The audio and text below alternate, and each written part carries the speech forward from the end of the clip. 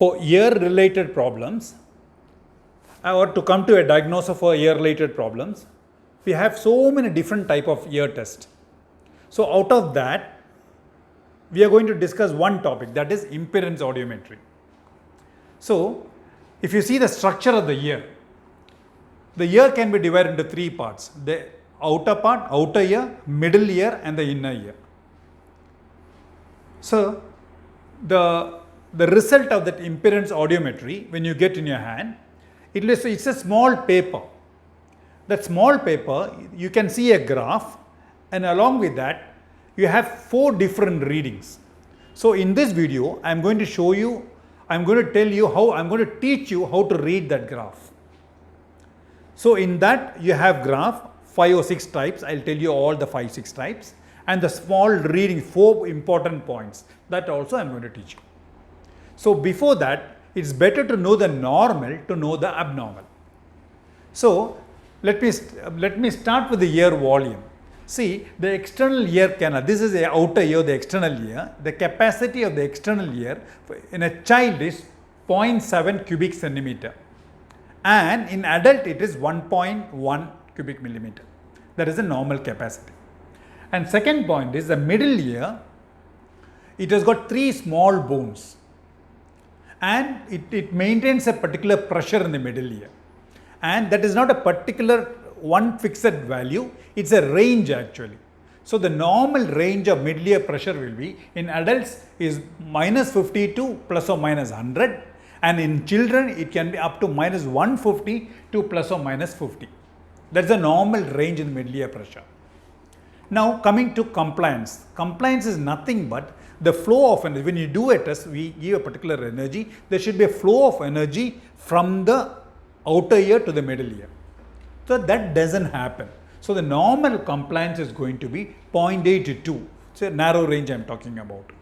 It can be 0.2 to 2, or you can say, to make it a little more narrow, it will be 0.8 to 2 milliohms. So the fourth point will be, this is not related to the disease, this is related to the equipment. So every day before starting the equipment, we have to see whether it is working normally. In short, calibration of the machine. The manufacturer sets in a calibration. So that is tympanometric gradient. So the technician every day checks whether the gradient is normal or not. This is the fourth point. So followed by all the different types of curves. So let us see, I have told you what are the normal 3 values and the different types of curves. So when we want to do the impedance test, we should be pretty sure that the external canal, which I have shown the diagram, it is normal. There should not be any infection there, and there should not be any wax or debris there.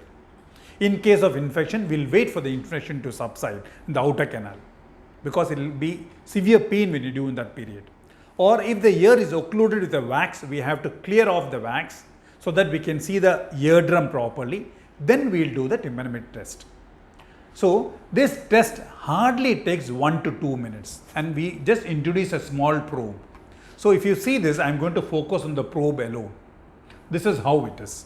If within 1 or 2 minutes, this is done. Now let us see the different types of test, different types of graph, and so that we can diagnose for 6 to 8 different type of common diseases. To start with, type A curve. Here, see, if you see the curve, this part is a curve, is a graph, and this part is the reason for this curve. So the paper which you get, the tympanogram which you get, you will find only the graph and 4 important points. You will not get this part. To start with, type A curve, where the graph is this, it is in the midline with a particular height, and if you see the graph, from the midline to the left is negative, from the midline to the right is positive, and with a particular height. So this is type A, which is a normal curve, means it is normal finding. This normal, even if sometimes what happens is, in say very less percentage of patient, even if there is a disease, it may show type A curve, but in majority of the patient, say 95% patients, if you get a curve like type A, it means it is the normal curve. Now you have 2 variants in type A curve. One is type AS, means the height of the graph is lesser. Means the compliance is more. The reason for this, in the middle ear you have 3 small bones. Out of that, the smallest bone stapes, it is not working properly, and this is related to a disease called otosclerosis. That is one reason.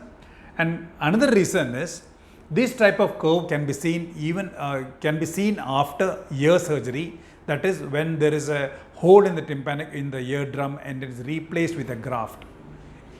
So in that post-operative period, after that also you may find like this, and you have related other causes also, but I am telling you only the common ones. The third type, or the second subtype of type A, is AD curve. Means the graph lines do not join. It is called infinity. It goes into infinity. So this is called as AD. I'll tell you the reason for that. See, in the middle ear you have 3 small bones, like how I have mentioned before. In this condition, suppose the small bones, one of the small bones, especially the first one or the second one, is missing, or it's not touching each other. There is disarticulation. Then you get a curve like this. So this is called AD curve. D stands for disarticulation. That is one reason. That's the commonest reason. Or the eardrum is very thin. There also you may get like this. Now coming to type B curve, here you have a straight line like this. The common reason being, in the middle ear there is a fluid. This is the commonest cause of hearing loss in children. This is called as diagnosis otitis media with effusion. So that is one condition. Suppose instead of fluid you have pus there also you can get. That condition is called acute otitis media. In that condition also you may get a curve like this. Or sometimes for otitis media with effusion, we may do a surgery and we may put a small grommet. There also you may get a B curve. Suppose a ear we have not cleaned properly, or technician has taken up the case directly without cleaning the ear wax. It is occluding the canal, majority of the canal. There also you may get a B curve. That's why I am telling you it has to be cleaned properly. So in short, type B curve, the commonest cause being fluid or pus in the middle ear. Let us take it that way. Now coming to the last one, that is type C curve. What happens is the curve, it shifts to the negative side. So this is common. This is diagnosed as eustachian tube dysfunction. So what is eustachian tube? Eustachian tube is a tube which connects from behind the nose to the ear. So whatever air has to reach the middle ear, it goes through this tube, eustachian tube, and reaches the middle ear. When this eustachian tube doesn't function normally, what happens is the air doesn't reach the middle ear. Whatever air is already there in the middle ear, it's been used up or sucked up, and it develops a negative pressure.